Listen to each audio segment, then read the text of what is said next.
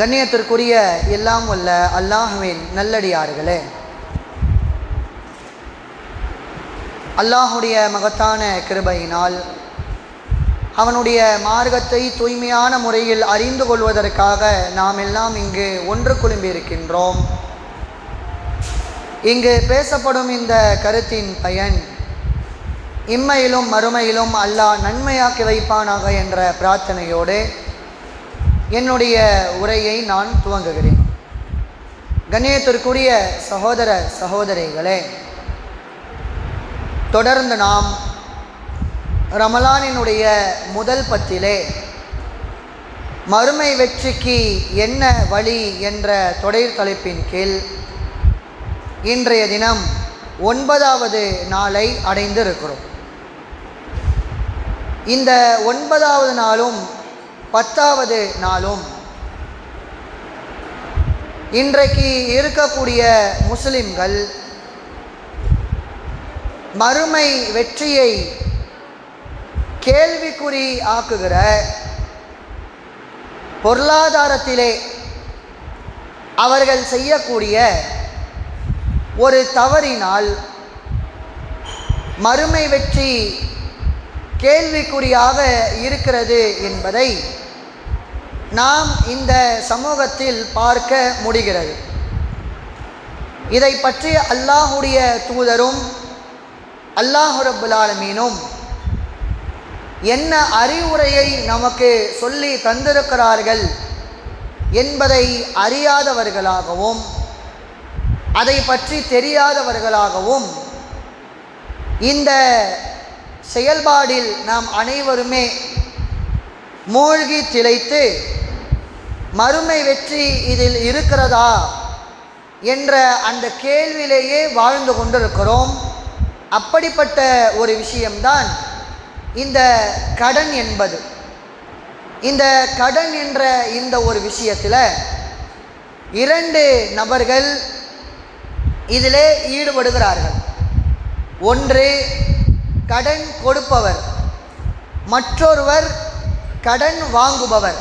யார் தேவை உடையவங்களாக இருக்கிறாங்களோ அத்தகைய வாங்குபவரும், யார் அந்த தேவையை நிறைவேற்றுவதற்காக கொடுக்கிறார்களோ அப்படிப்பட்ட அந்த கொடுப்பவரும், இந்த 2 தரப்பினருமே மார்க்க சட்டங்களை தெரியாமல், மார்க்க ரீதியான விஷயங்களை புரியாமல், இந்த விஷயங்களிலேயும் மறுமை வெற்றி இருக்கிறது, அதை கடன் கொடுத்தவர் எப்படி அதை அணுக வேண்டும், கடன் வாங்கியவர் எப்படி அதை ஒப்படைக்க வேண்டும் என்பன போன்ற விஷயங்களை எல்லாம் அறியாமல் இன்றைக்கு மக்கள் இந்த பொருளாதார விஷயத்தில் ரொம்ப பின்தங்கியவர்களாக, மறுமையை விட்டும் மிக தூரமாக இருக்கக்கூடியவர்களாக இருக்கின்ற காட்சிகளை பார்க்கிறோம்.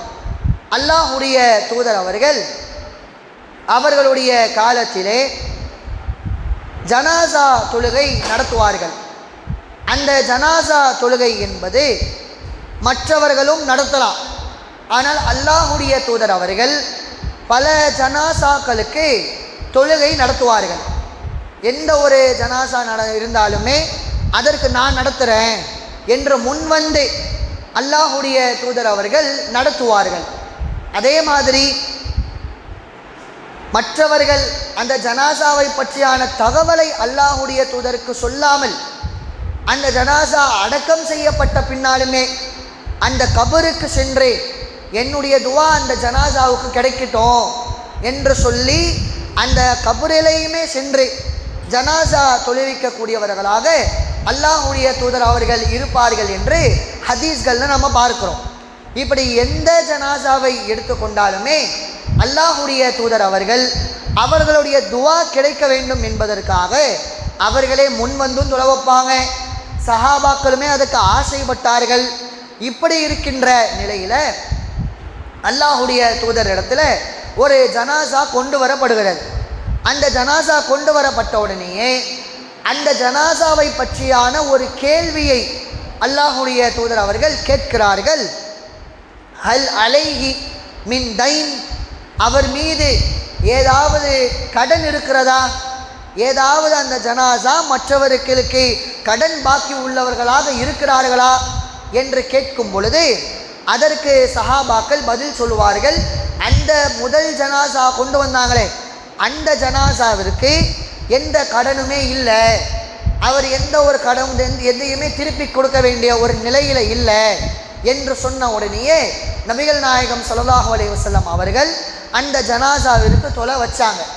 அதே மாதிரி இன்னொரு ஜனாசா கொண்டு வரப்படுகிறது, அதற்கும் அதே கேள்வி, ஹல் அலைஹி மினத்தைன், இந்த ஜனாசாவிற்கு கடன் இருக்கிறதா, ஏதாவது இவர் கொடுக்கறதுல பாக்கி வச்சிருக்கிறாரா என்று கேட்கும் பொழுது அதற்கு சஹாபாக்கள், ஆமாம் இவருக்கு கடன் இருக்குது, இவருக்கு கடன் இருக்கிறதுன்னு சொன்னால் அதை அடைக்கிறதுக்கான சொத்துக்கள் ஏதாவது இருக்கா, பணம் ஏதாவது விட்டுட்டு போயிருக்கிறாரா, ஏதாவது கொடுக்குற மாதிரி வச்சுட்டு போயிருக்கிறாரா என்று கேட்கும் பொழுது அந்த மாதிரி எதுவுமே இல்லை அல்லாஹுடைய தூதரே, கடன் பட்டிருக்கிறாரு ஆனால் திரும்ப கொடுக்கக்கூடிய ஒன்றும் கிடையாது இவருக்கு என்று சொல்லும் பொழுது அப்பொழுது அல்லாஹுடைய தூதர் அவர்கள் சொன்னார்கள், சல்லு அலா சாஹிபுக்கும், உங்களுடைய அந்த தோழருக்கு நீங்களே தொலைவீங்க என்று சொல்லி அல்லாஹுடைய தூதர் அவர்கள் அந்த ஜனாசாவிற்கு தொலை வைக்காத ஒரு நிலையை பார்க்கிறோம். இது எதற்காக? இந்த கடன் வாங்குவது என்பது ஒரு பெரிய ஹராமான ஒரு விஷயம்னா கிடையாது. ஆனால் ஒருத்தர் கடன் வாங்கிட்டாருன்னு வைங்க, அல்லாஹுடைய தூதர் அவர்கள் அவர்களுடைய துவாவின் மூலமாக அந்த ஜனாசாவுக்கு சில நன்மைகள் போய் சேரட்டுன்ற அடிப்படை அந்த இடத்துல அல்லாஹுடைய தூதர் அவர்கள் வேண்டாம் என்று சொன்ன காரணம் என்ன? நாளை மறுமை நல்லா சிந்திச்சு பாருங்க, அல்லாஹுடைய தூதரின் நோக்கம் என்னவா இருந்துச்சுன்னா ஏதாவது நன்மை இவருக்கு கிடைக்கும், நாம தொலை வச்சா அவருக்கு அதிகமான நன்மைகள் கிடைக்கும் என்பது தானே. ஆனால் இந்த கடனை பொறுத்த வரைக்கும் நாளை மறுமை நாளில் என்ன நிலைமையில மனிதன் வருவான் என்பதை பற்றி அல்லாஹுடைய தூதர் அவர்கள் சொல்லும் பொழுது, நாளை மறுமையில் ஒரு மனிதன் வந்து நிற்பான்.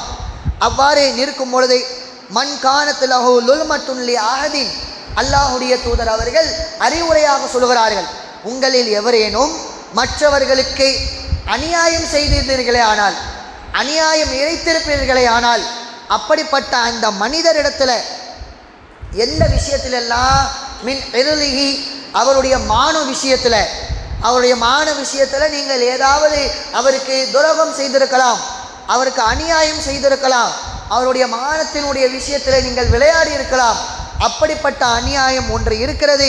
அவ் ஷைஇன், இன்னும் சில அந்த பொருளாதார விஷயங்கள்லையும் நீங்கள் அவருக்கு அநியாயம் செய்திருக்கலாம், அப்படிப்பட்ட நீங்கள் ஃபல் யத்தஹல்லல்ஹு மின்ஹுல் யௌம், இந்த நாளிலே, அதாவது இந்த செய்தியை அல்லாஹுடைய தூதர் அவர்கள் இறுதி ஹஜ்ஜில் சொல்கிறாங்க, அந்த பேருரையை சொல்கிறார்கள். அப்படியாக நீங்கள் இருப்பீர்கள் என்று சொன்னால் உடனடியாக மன்னிப்பு கேட்டுடுங்க, உடனடியாக அதனை நிறைவு செய்து விடுங்கள், கடன் வாங்கியிருந்தால் அதை அடைச்சிருங்க. அதே மாதிரி மானத்தோடு நீங்கள் விளையாடி இருந்தீர்கள் என்று சொன்னால் அவரிடத்தில் நீங்கள் மன்னிப்பு கேட்டு விடுங்கள் என்று அல்லாஹுடைய தூதர் சொல்லிவிட்டு நாளை மறுமை நாளில் நடக்கக்கூடிய ஒரு விஷயத்தை பற்றி சொல்கிறாங்க. கபுல அல்லாஹ் யகூன தீரானன் அவலாதிஹரம், நாளை மறுமை நாளில் எந்த தீனாரும் உங்களுக்கு பயன் தராது, எந்த திரகமும் உங்களுக்கு பயன் தராது. இந்த உலகத்தில் நீங்கள் கடன் பட்டு மௌத்தாயிட்டீங்க என்று சொன்னால் நாளை மறுமையில் அல்லாஹ் ரப்பல் ஆலமீன் நம்மிடத்துல ஒரு காசை கொடுத்து, அந்த காசை கொடுத்து நீ அடைச்சிருப்பா, இந்த தீனாரை கொடுத்து அடிச்சிரு, திரகமை கொடுத்து அடைச்சிரு என்று சொல்வதற்கெல்லாம் மறுமை நாளில் தீனாரோ திரகமோ இருக்காது. இந்த உலகத்தில் தான் கொடுக்கல் வாங்கல் எல்லாம். நாளை மறுமை நாளில் இந்த கொடுக்கல் வாங்கலை நிறைவு செய்யவில்லை என்றால், கடன்பட்ட ஒரு நிலையில் ஒருவர் மரணிப்பார் என்று சொன்னால் நாளை மறுமை நாளில் அது எப்படி கணக்கு தீர்க்கப்படும்? எந்த ஒருவருக்குமே அநீதி இழைக்கப்படாமல், யாருடைய பொருளாதாரத்திலே ஒருத்தர் அந்த கடனிலே அவர் கொடுக்காமல் இருந்திருப்பாரோ, அந்த கொடுத்தவர் இருக்கிறாரே, கடன் கொடுத்தவர், அத்தகையவர்களுக்கு இந்த கடன் வாங்கினார்ல இவரிடத்திலிருந்து உள்ள நன்மைகள் எல்லாம் அவருக்கு போய் சேரும். இவருக்கு எவ்வளவு நன்மை இவர் செஞ்சிருப்பாரோ அந்த நன்மை எல்லாம் எதனால் அழியுது? இந்த கடனாலேயே அழியுது. இந்த கடனால் நாளை மறுமை நாளில் எந்த அளவிற்கு கடன் பட்டு இருப்பாரோ அந்த அளவிற்கான அந்த நன்மைகளை எடுத்து வைப்பாங்க. இவரிடத்துல நன்மை காலி ஆயிடும், ஆனாலும் கடன் தீர்ந்திருக்காது. அவ்வளவு அளவுக்கு கடன் வாங்கி வச்சிருந்தாருன்னு வைங்க. அப்படி அல்லாஹ் என்ன செய்வான், இந்த கடன் கொடுத்தவர் இருக்கிறார்ல, இவருக்கு என்னென்ன தீமைகளை இவர் செய்திருப்பாரோ அந்த தீமையெல்லாம் எடுத்து இந்த கடன் வாங்கி நிறைவேற்றாமல் கொடுக்காமல் இருந்தாரே அவருக்கு தூக்கி அல்லாஹ் வச்சிருவான். இப்படி இந்த உலகத்திலே ஒருவர் மனிதர்கள் ஏமாற்று வேலைகளில் இந்த கடன் கொடுத்து விட்டு அதை தராத நிலையில மனிதர்கள் இந்த உலகத்தில் இருக்கலாமே தவிர்த்து நாளை மறுமையில் தப்பிக்க முடியாது. அவன் நாளை மறுமைக்கு வந்தாலுமே அவனுடைய நன்மைகள் எல்லாம் அழிந்து போகுது. அவனுடைய நன்மைகள் அனைத்துமே அழியக்கூடியதாக இருக்கிற நிலையில் அல்லாஹுடைய தூதர் அவர்கள் யோசிக்கிறார்கள், நாம் ஏன் தொலைவிக்கணும், இப்படிப்பட்டவர்களுக்கு நாம் ஏன் தொலைவிக்கணும் என்று சொல்லி அல்லாஹுடைய தூதர் அவர்கள் அந்த ஜனாசாவிற்கு தொலைவிக்காத அந்த நிலையை பார்க்குறோம். இந்த ஹதீஸ் புகாரியில் 2295 செய்தியாக இருக்கிறது. அதே மாதிரி அல்லாஹுடைய தூதர் அவர்கள் நமக்கு எது ஹலால் ஹராம் என்பதை தெளிவாக்குகிறார்கள். எப்படி தெளிவாக்குறாங்க? அல்லாஹுடைய தூதர் சொல்கிறாங்க, அலா அறிந்து கொள்ளுங்கள், நீங்கள் இன்னல் முஸ்லிம அகுல் முஸ்லிம், ஒரு முஸ்லிம் என்பவன் இன்னொரு முஸ்லிமுக்கு சகோதரன் ஆவான்.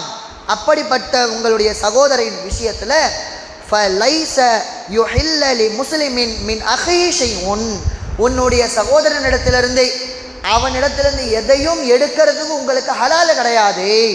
அவனுடைய அந்த சொந்தமாக இருக்கக்கூடிய ஒரு விஷயத்தை அபகரிப்பதின் மூலமாகவோ திருடுவதின் மூலமாகவோ ஏமாற்றுவதின் மூலமாகவோ இந்த கடன் பட்டு திருப்பி தரவில்லை என்றாலோ இது ஹலால் கிடையாது, இது ஹராமு.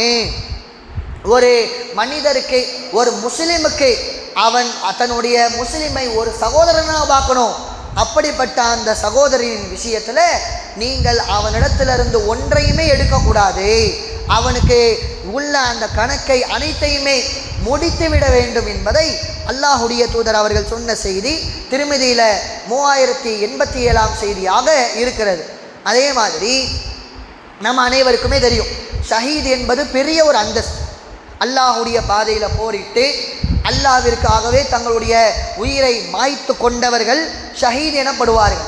அல்லாஹுடைய தூதர் காலத்தில் பல சஹாபாக்கள் அல்லாஹ்விற்காகவே போரிட்டு அந்த போருக்கு சென்றால் நாமும் உயிர் தியாகம் செய்ய வேண்டும் என்ற ஆசைக்காகவே போவாங்க. எந்த அளவுக்கு ஆசைப்படுவார்கள், ஒரு போர்க்களத்திலே அந்த போர்க்களத்திற்கு செல்வதற்காக அல்லாஹுடைய தூதரிடத்தில் எங்களுக்கு வாகனம் ஏற்பாடு பண்ணி கொடுங்க, எங்களுக்கு அந்த ஒரு வாகனத்தை ஏற்பாடு பண்ணி கொடுத்தீங்கன்னு சொன்னால் நாங்களும் போர் செய்வோம், நாங்களும் உங்களிடத்தில் உங்களோடு முஸ்லிம் மக்களுக்கு உறுதுணையாக நிற்போம் என்று சொல்லி எந்த போர்க்களத்தில் எந்த உயிர் போகும் போகாது என்று கூட தெரியாமல் முடிந்தால் நம்ம உயிர் கூட போகும் என்ற அளவிற்கு இருக்கின்ற அந்த போர்க்களத்திற்கு செல்வதற்காக வாகனம் கேட்கிறார்கள். அப்பொழுது அல்லாஹுடைய தூதர், எங்களிடத்தில் வாகனம் இல்லையே, வாகன தட்டுப்பாடு, அனைவருமே கூட்டிகிட்டு போக முடியலை, வாகனம் இல்லை, இங்கிருந்து போக வேண்டும் என்றால் ஒன்று நடந்து போகணும், இல்லைன்னா ஒட்டகத்திலேயோ குதிரையிலேயோ தான் போயாகணும், அப்படியான வாகனம் எங்களிடத்தில் இல்லை என்று சொன்ன உடனே தஃபீலு மின தம்இ ஹஸனா, அந்த சஹாபாக்கள் அனைவருமே அந்த போர்க்களத்திற்கு செல்ல முடியலையே, அதற்காக எங்களிடத்தில் வாகனம் இல்லையே, அதற்காக எங்களிடத்தில் ஒரு வழி இல்லையே என்பதை உணர்ந்து அழுதவர்களாக திரும்பினார்கள். அப்போ அன்றைய காலத்து சஹாபாக்கள் எல்லாம் போர்க்களத்தில் தங்களுடைய உயிரை மாய்த்து கொள்வதற்காக முன் செல்வார்கள், அதற்காக முயற்சித்து செல்வார்கள். உயிரை தியாகம் செய்தாவது அல்லாஹ்விடத்தில் ஷஹீத் அந்தஸ்தை பெற்றனோ என்று அந்த அளவிற்கு உயர்ந்த ஒரு அந்தஸ்தாக இந்த ஷஹீத் அந்தஸ்து இருக்குதுல.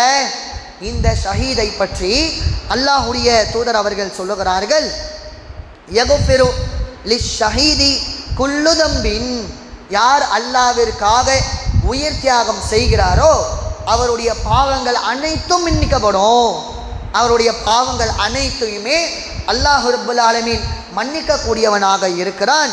இல்ல தைன், கடனை தவிர, அவ்வளவு பெரிய அந்த ஷஹீதாக இருப்பார்கள் என்றாலும் கூட, உயிர் தியாகம் செய்பவர்களாக இருந்தாலும் கூட அவருடைய எல்லா பாவங்களையுமே மன்னிக்கப்படும். எதை தவிர்த்து? இந்த கடனை தவிர்த்து. இந்த கடனை தவிர அனைத்து பாவங்களுமே மன்னிக்கப்படும் என்று அல்லாஹுடைய தூதர் அவர்கள் சொல்லுகிறார்கள். இது முஸ்லிமில் 1886 செய்தியாக இடம்பெறுகிறது. அதே மாதிரி இன்றைக்குள்ள அந்த கடன் வாங்குபவர்களை எல்லாம் சிந்திச்சு பாருங்க. ஒரு மனிதர் இன்னொரு மனிதரிடத்திலிருந்து கடன் வாங்குகிறார். இன்றைக்குள்ள கடன் எல்லாம் எப்படி இருக்குது? கடன் எந்த அளவிற்கு ஒரு மனிதனை பல வழிகேட்டின் பக்கம் தள்ளுகிறது என்பதை இந்த சமுதாயத்திலே நாம் பார்க்க முடியும். ஒருவரிடத்திலிருந்து ஒரு கடனை வாங்கிறது. எதற்காக வாங்குகிறோம்?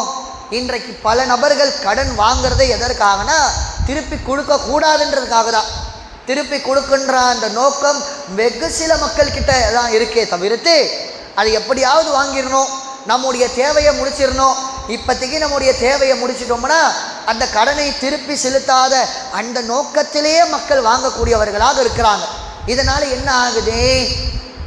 கடனை வாங்குறாங்க, அந்த கடனை அடைப்பதற்கு இன்னொரு கடன் வாங்குறாங்க, அந்த கடனையும் அடைப்பதற்கு இன்னொரு கடன் வாங்குறாங்க. அந்த கடனையே அடைக்க முடியாத ஒரு நிலையில், அதிலும் குறிப்பாக கடனுக்கு மேலாக உள்ள ஹராமாக இருக்க அந்த வட்டியை வாங்குறாங்க. அந்த வட்டியை வாங்குவதன் மூலமாக மக்கள் இன்னும் வழிகேட்டுக்கு போகிறாங்க. கடைசியாக என்ன ஆகுது? கடன் கொடுக்க முடியலைன்னு சொன்ன உடனே ஊரை காலி பண்ணு, வீட்டை காலி பண்ணு. அதுவும் முடியலையா? அப்போயும் கடனால வந்து துரத்துறானா உயிரே மாய்ச்சிரு.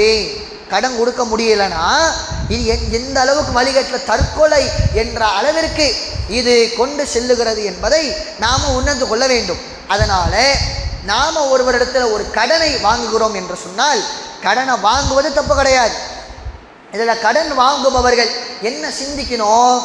நம்மால் எவ்வளவு திருப்பி கொடுக்க முடியும், நாம் அதற்கு எப்படிப்பட்ட ஒரு கெப்பாசிட்டியில் இருக்கிறோம் என்பதையெல்லாம் அறிந்து கடன் வாங்கணும். சாதாரணமாக ஒரு மாதத்துக்கு ஒரு 15,000 ரூபா சம்பளம் வாங்குகிறாங்க. அப்படி 15,000 ரூபா சம்பளம் வாங்கிட்டு ஒரு லட்ச ரூபா தேவையாக இருக்குதுன்னு வைங்க. 1 லட்ச ரூபா கடனை வாங்கினா நிறைவேற்ற முடியாதுன்னு தெளிவாக தெரியுமா தெரியாதா? ஒரு மனுஷன் 15,000 ரூபா தான் சம்பளம் வாங்குகிறான். வீட்டு செலவுகள் இருக்குது, அவன் வீட்டில் வாடகை வீட்டில் இருப்பான், இன்னும் வேறு செலவுகள் இருக்கும், மனைவி இருப்பாங்க, பெற்றோர்கள் இருப்பார்கள், பிள்ளைகள் இருப்பார்கள். அதற்கே இந்த 15,000 ரூபா பத்தாது. ஆனாலும் என்ன செய்வாங்க? 1 லட்ச ரூபா கடனு, 2 லட்ச ரூபா கடனு என்று சொல்லி தன்னுடைய அந்த தாக்கத்துக்கு மீறி கடன் வாங்கக்கூடியவர்கள் எல்லாம் இருக்கிறாங்களே. இத்தகையவர்கள் எல்லாம் என்ன சிந்திக்கிறாங்க? நம்மால் கொடுக்க முடியாததா, இருந்தாலும் கடனை வாங்கிப்போம் என்று சொல்லி இப்படியான நோக்கத்திலே வாங்கக்கூடியவர்களை நாம் பார்க்கிறோம்.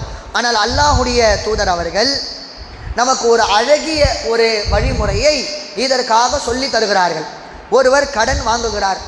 அவர் அந்த கடனை வாங்கும் பொழுது, மன் அஹத அம்வால் இன்னாசி யுரீது அதாஹா, கொடுக்க வேண்டும், கொடுத்து தான் தீரணும். நாம் இந்த கடனை வாங்குகிறோம், அதை திருப்பி கொடுக்கிற நிலையில் நாம் இருக்கணும், அதை நாம் திருப்பி கொடுக்க தான் போகிறோம் என்று ஒருவர் கடனை வாங்குவார் என்று சொன்னால், அவர் அந்த நோக்கத்தோடு திருப்பி கொடுக்கிற அந்த எண்ணத்தோடு அவர் கடன் வாங்குவார் என்று சொன்னால், அத்தகைய அந்த மனிதருக்கு அதாஹா அதல்லாஹு அன்ஹு, அதற்காக அல்லாஹ் உதவி செய்கிறான். அந்த கடனை திருப்பி அடைக்கிறதுக்கு அல்லாஹ் என்ன செய்கிறான்?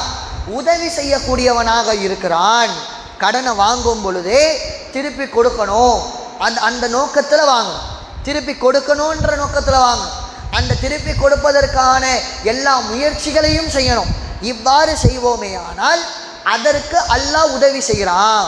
அந்த கடனை அடைப்பதற்கு அல்லாஹ் எப்படியோ ஒரு முறையில் நமக்கு உதவி செய்யக்கூடியவனாக இருக்கிறான். அதே போன்று யார் ஒருவர் மன் வமன் அகத யுரீது இத்லாகஹா அக்ஃபலல்லாஹ், யார் ஒருவர் அந்த கடனை அந்த பொருளாதாரத்தை வாங்கிவிட்டு அதனை திருப்பி கொடுக்க முடியாத எண்ணத்தில் தான் அவர் வாங்குறாரு, திருப்பி கொடுக்க முடியாமல் தான் இருக்கிறாரு என்ற நோக்கத்திலேயே ஒருவர் இருப்பார் என்று சொன்னால், அல்லாஹ் அவரை அழித்து விடுகிறான். எப்படி அந்த பொருளாதாரத்தை வந்து அடித்திடணும், திருப்பி கொடுக்கக்கூடாது என்ற ஒரு எண்ணத்தோடு அவர் வாங்குவார், எண்ணத்தோடு செயல்படுவாரோ அதே மாதிரி தான் அல்லாஹும் அவர்களை பார்க்குறான். நாம் நம்முடைய நோக்கம் எப்படி இருக்குதோ அந்த மாதிரி அல்லாஹ் பண்ணுறான். திருப்பி கொடுக்கணுன்ற நோக்கத்தில் நாம் இருந்தோம் என்று சொன்னால் அல்லாஹ் அதுக்கு உதவி செய்கிறான்.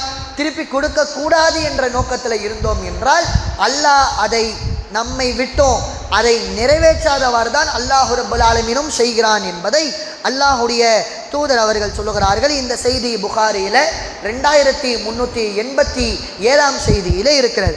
அதே மாதிரி அல்லாஹுடைய தூதர் அவர்கள் யாரெல்லாம் செல்வந்தர்களாக இருப்பார்களோ, ஏழைகளாக இருந்தால் அந்த கடன் கொடுத்தவர் என்னவெல்லாம் செய்ய வேண்டும் என்பதை இன்ஷா அல்லாஹ் நாளை தினம் பார்க்க போகிறோம். கடன் கொடுத்தவர் எதையெல்லாம் பார்க்கணும், அவர் எப்படியெல்லாம் இருக்கணும் என்பதை நாளைக்கு பார்க்க போகிறோம். ஆனால் இந்த செல்வந்தர்கள் இருக்கிறாங்களே, நல்லா பணம் வசதியோடு இருப்பாங்க. ஆனால் அவங்க என்ன செய்கிறாங்க, பணம் வசதியோடு இருந்து கொண்டே கடனையும் வாங்கியிருப்பாங்க, கடன்லேயே இருந்திருப்பார்கள். அந்த பொருளாதாரமும் அவங்க இடத்துல இருக்கிறோம். இப்படிப்பட்ட இந்த பொருளாதாரத்தில் உள்ளவர்கள் எல்லாம் மத்துலுல் கனியிலுல் முன், கடனை அடைக்காமல் இருக்கிறாங்களே.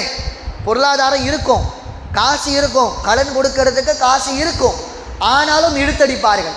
இப்படிப்பட்ட இழுத்தடிக்கக்கூடியவர்கள் எல்லாம் இவர்கள் அநீதி இழித்தவர்கள், இவங்க அநியாயம் செய்கிறாங்க, இது ஒரு பெரிய ஒரு அநியாயம் என்பதை அல்லாஹுடைய தூதர் அவர்கள் சொன்ன ஹதீஸே புகாரியில் 2287 செய்தியில் இருக்கிறது. இந்த மாதிரி கடன் வாங்கியவர் இதையெல்லாம் செய்யவே கூடாது. ரொம்ப இழுத்தடிக்கிற வேலையை, அதே மாதிரி தன்னுடைய தாக்கத்துக்கு மேலாக கடனை வாங்கி கொண்டு அதனை நிறைவேற்றாத அந்த முறையில் நாம் இந்த உலகத்திலே இருந்தோம் என்று சொன்னால், வாழ்ந்து மரணித்தோம் என்று சொன்னால் மறுமை வெற்றி என்பது கேள்விக்குறிதான். மறுமை வெற்றிக்கு என்ன வழி அப்படின்னா, கடனை வாங்கிட்டு அதனை ஒழுங்கான முறையில் நிறைவேற்றணும். கடனை வாங்கிட்டு அதனை இழுத்தடிக்கக்கூடாது. கடனை வாங்கிட்டு அதை கொடுக்கிற அந்த நேரத்தில் கொடுத்து விட வேண்டும் என்பதை இந்த கடன் என்ற இந்த பொருளாதாரத்தின் மூலமாக அல்லாஹுடைய தூதர் அவர்கள் நமக்கு அறிவுரை சொல்லுகிறார்கள். அதே மாதிரி அல்லாஹுடைய தூதர் அவர்களே மக்களிடத்தில் ஒரு கடனை ஒப்படைக்கும் பொழுது அழகிய முறையில் ஒப்படைச்சிருக்கிறாங்க. ரொம்ப அழகான முறையில் ஒப்படைத்திருக்கிறார்கள்.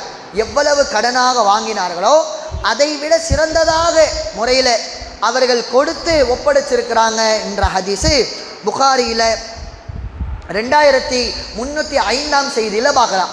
அல்லாஹுடைய தூதரிடத்தில் ஒரு மனிதர் ஒட்டகத்தை கொடுத்து கடன் வாங்கியிருப்பாங்க. அல்லாஹுடைய தூதர் அவர்கள் ஒரு மனிதரிடத்திலிருந்து ஒட்டகத்தை வாங்கியிருப்பாங்க. அந்த ஒட்டகம் என்ன நிலையில் இருக்குதோ அந்த நிலையில் உள்ள அந்த ஒட்டகத்தை தான் திருப்பி தர வேண்டிய ஒரு நிலை. ஆனால் பார்க்கிறார்கள் அந்த நிலையில் எந்த ஒட்டகமும் இல்லை. அதை விட நல்ல ஒட்டகங்கள் எல்லாம் இருக்கிறது. அதை விட நல்ல கனத்தில், நல்ல ஆரோக்கியத்தில், வயதில் குறைந்த இப்படியான ஒட்டகங்கள் இருக்கிறது. உடனே அல்லாஹுடைய தூதர் அவர்கள் சொல்கிறாங்க, இந்த ஒட்டகத்தை கொடுத்து இந்த கடனை முடிச்சிருங்க. அவரிடத்துலேருந்து வாங்கினது இதை விட நல்லா இல்லாத ஒரு ஒட்டகம் தான், இருந்தாலுமே இது கடன் என்றதுனால கடனை திருப்பி கொடுக்கும் பொழுது கூட நாம் அழகிய முறையில் கொடுக்க வேண்டும் என்பதற்காக அல்லாஹுடைய தூதர் அதை விட சிறந்த ஒரு ஒட்டகமாக இருந்தாலும் பரவாயில்ல, இதை கொடுத்து அந்த கடனை முடித்து விடுங்கள் என்று சொல்லும் பொழுது அந்த ஒட்டகத்தை கொடுத்த உடனேயே அந்த கடன் கொடுத்தாங்களே அவங்க சொல்கிறாங்க, அல்லாஹுடைய தூதரே என்னை நீங்கள் சந்தோஷப்படுத்தி விட்டீர்கள், நல்ல ஒரு முறையில் ஒரு ஒட்டகத்தை எனக்கு நீங்கள் தந்து என்னை மகிழ்ச்சி அடைய செய்து விட்டீர்கள் என்று அந்த மனிதர் சொல்லுகிறார்கள். அதற்கு அல்லாஹுடைய தூதர் சொல்கிறாங்க, ஃபஇன் ஹைருக்கும், உங்களில் சிறந்தவர் யார் என்று சொன்னால் அஹ்சனுக்கும் கலான், திருப்பி தருவதிலே நல்ல முறையில் தருவதுதான். இந்த கடனை வாங்கிட்டு திருப்பி தரும் பொழுது நல்ல முறையில் தராரே அத்தகையவர் தான் உங்களில் சிறந்தவர் என்று அல்லாஹுடைய தூதர் அவர்கள் சொல்லுகிறார்கள். அதே மாதிரி இந்த கடனின் மூலியமாக இந்த உலகத்தில் நாம் எவ்வளவு பெரிய பாதிப்பை அடையிறோம்னு சிந்திச்சு பாருங்க. நாம் நம்முடைய வாழ்க்கை, நாம் இறந்த பிறகு அதற்கு பின்னால் நம்முடைய சந்ததிகளை யோசிக்க ஆரம்பிச்சிட்டோன்னு வைங்களேன், இந்த கடனை வாங்கவே மாட்டோம். ஏன்? அல்லாஹுடைய தூதர் அவர்கள் சொல்லுகிறார்கள், ஒரு பெண்மணி அல்லாஹுடைய தூதர் இடத்துல வந்து கேட்குறாங்க, அல்லாஹுடைய தூதரே, என்னுடைய தாயார் அவங்க வந்து இறப்பதற்கு முன்னால் ஹஜ்ஜு செய்யணும்னு நிய்யத்தை வச்சுருந்தாங்க, அந்த ஹஜ்ஜை நான் நிறைவேற்றட்டுமா என்று அந்த பெண்மணி கேட்கிறாங்க. உடனே அல்லாஹுடைய தூதர் அவர்கள் ஆம் நிறைவேற்றலாம் என்று சொல்லிட்டு அதுக்கு ஒரு உதாரணமும் சொல்கிறாங்க. என்ன சொல்கிறாங்க, அவங்க கடன் பட்டிருந்தா அதை நீங்கள் தானே அடைக்கணும். உங்களுடைய தாய் இறந்துட்டாங்க, உங்களுடைய தாய் கடனோடு இறந்திருப்பார்கள் என்று சொன்னால், உங்களுடைய தந்தை கடனோடு இறந்திருப்பார்கள் என்று சொன்னால் அதை நீங்கள் தானே நிறைவேற்றி ஆகணும். அப்போ அந்த மாதிரி தான் ஹஜ்ஜுக்கு நிய்யத்து வச்சுட்டாங்க என்று சொன்னால் அதை நீங்கள் நிறைவேற்றலாம் என்று அல்லாஹுடைய தூதர் அவர்கள் சொல்லுகிறார்கள். அப்போது நாம் கடனை வாங்கிவிட்டு இறந்து விடுவோம். அதை அடைப்பதற்கு நம்முடைய குடும்பம், நம்முடைய புள்ள, நம்முடைய மனைவி அனைவருமே சிரமப்படுவாங்களே. இறந்து விட்டால் மன்னிக்கிறவங்க சில பேருன்னு இருப்பாங்க, ஆனால் என்னுடைய பணம் எனக்கு வேண்டும் என்று நாம் இறந்த பிறகும் அந்த ஒரு தொல்லை, அந்த நிம்மதி இல்லாமல் நம்முடைய குடும்பத்தை தொடரும்னு யாராவது யோசிச்சோமா? திடீர்னு மரணிச்சிட்டோம், எந்த இடத்துல என்ன கடன் வாங்கியிருக்கிறோம்னு தெரியாது, குடும்பத்திற்கே தெரியாது. அவ்வளவு பெரிய ஒரு நிலையில் இன்றைக்கு ஒவ்வொரு குடும்ப தலைவரும் தலைவியும் இருக்கிறாங்க. அப்போது அதனால் நாம் அந்த கடனை வாங்குவதன் மூலமாக பின்னால் நம்முடைய சந்ததிகள் கஷ்டப்படுவாங்க, அவர்கள் அந்த கடனை அடைக்க நேரிடும் என்று நினைத்து கொண்டு இந்த கடனை விட்டு அதிகமான அளவிற்கு நாம் தவிர்ந்து நிற்க வேண்டும். அதே மாதிரி அல்லாஹு ரப்பல் ஆலமீன் தன்னுடைய திருமறை குர்ஆனிலே இந்த வாரிசுரிமை சட்டத்தை பற்றி சொல்கிறான். யாருக்கு எவ்வளவு கொடுக்கணும், யாருக்கு எவ்வளவு அந்த சொத்துக்கள் போகணும் என்பதை பற்றி சொல்லி முடித்துவிட்டு கடைசியாக அல்லாஹு ரப்பல் ஆலமீன் சொல்கிறான், இந்த பாக பிரிவினை எல்லாமே, இந்த சொத்தை பிரிப்பது எல்லாமே எதற்கு பின்னால்னா, ஒன்று மரண சாசனம் செய்திருப்பாங்க. மரணத்திற்கு முன்னாலேயே இந்த மாதிரியான சொத்தை இவருக்கு போகட்டும், இந்த மாதிரியான சொத்து பள்ளிவாசலுக்கு போகட்டும்னு ஏற்கனவே சொல்லி வச்சிருப்பாங்க. அப்படியான அந்த விஷயத்தை முடித்து விட்டு தான் சொத்தை பிரிக்கணும். ரெண்டாவது விஷயம் என்ன, கடனை முடிச்சிடணும். கடனை முடிச்சிட்ட பின்னாடி தான் சொத்தை பிரிக்கணும் என்று சொல்லி இந்த இரண்டு விஷயத்தை முடித்து விட்டு தான் சொத்தை பங்கிடணும். அப்போது கடனையே சொத்து மிகப்பெரிய சொத்து அளவிற்கு வாங்கி ஒருத்தர் கடனையே கூச்சி வச்சிருந்தாருன்னா அவங்களுடைய சந்ததிகளுக்கு என்ன நிலைமை? அவனுடைய சந்ததி நல்லபடியாக இருக்கணும் அப்படின்றதுக்காக கடுமையான அளவுக்கு உழைக்கிறோம், கடுமையான அளவுக்கு சொத்து வாங்கி போடுறோம், இடத்த வாங்கி போடுறோம், நகைகளை வாங்கி போடுறோம், பொருளாதாரத்தை வாங்கி போடுறோம், இவ்வளவோ சிரமப்படுறோமே.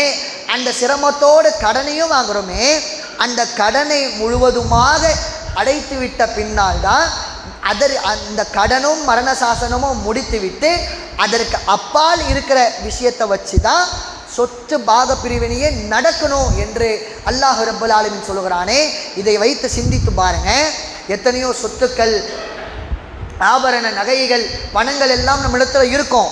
ஆனால் அதை விட அதிகமாக அதுக்கு ஈக்குவலாக கடனை வாங்கி வச்சிருந்தோம் என்று சொன்னால் நம்முடைய பின்னால் வாழக்கூடிய நம்முடைய சந்ததிகள் எவ்வளவு அதிகமான அளவுக்கு சிரமப்படுவார்கள் என்பதையுமே நாம் புரிந்து கொண்டு கடனை வாங்கி அதனை திருப்பி அடைக்கக்கூடியவர் நல்ல முறையில் அடைத்து இதில் ஒரு நல்ல மறுமை வெற்றிக்கான ஒரு வழி இருக்கிறது என்று ஒவ்வொரு முஸ்லீமும் நினைத்து கொண்டு, அதே மாதிரி இந்த கடன் கொடுத்தவர் இருக்கிறார்ல, அவர் என்னவெல்லாம் பேண வேண்டும் என்பதை இன்ஷா அல்லாஹ் நாளைய தினம் பார்ப்போம் என்று கூறி என்னுடைய உரையை நிறைவு செய்கிறேன். வாஹிர் தஅவானா அல்ஹம்துலில்லாஹி ரப்பில் ஆலமீன். அஸ்ஸலாமு அலைக்கும் வரஹ்மத்துல்லாஹி வபரகாத்துஹு.